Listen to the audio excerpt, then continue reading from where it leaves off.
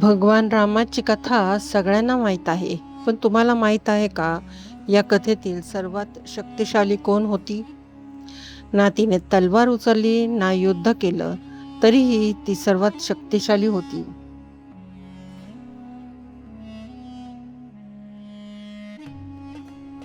ना तिचा जन्म झाला ना कुणी तिला जन्म दिला. धरतीने स्वतःच्या कुशीतून तिला जन्म दिला. ती होती जानकी, धरतीची कन्या, शक्तीचं रूप.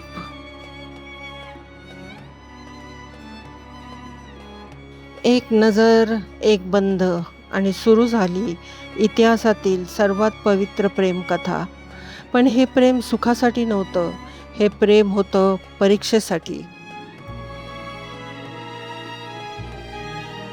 राजमाल सोडला, सुख सोडलं, पण धर्म कधीच सोडला नाही. ती फक्त पत्नी नव्हती, ती शक्ती होती. जेव्हा अधर्माने मर्यादा ओलांडली, तेव्हा शक्तीला कैद करण्यात आलं. पण लक्षात ठेवा, शक्ती कधीच हरत नाही.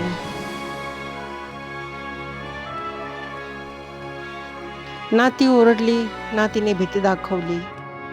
तिने फक्त स्वतःची शक्ती लक्षात ठेवली. कारण खरी शक्ती आवाज करत नाही, ती शांत राहून जग बदलते.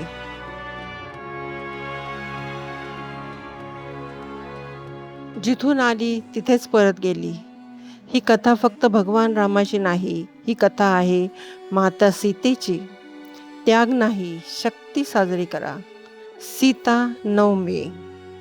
जर तुम्हाला वाटतं की माता सीता फक्त पतिव्रता नव्हती, तर ती शक्तीचं प्रतीक होती, तर व्हिडिओ लाईक करा, शेअर करा आणि कमेंट करा. जय सियाराम. धन्यवाद. मित्रांनो, ही माहिती तुम्हाला कशी वाटली हे आम्हाला कमेंट करून नक्की सांगा. व्हिडिओला लाईक, शेअर आणि सबस्क्राईब करायला विसरू नका. धन्यवाद.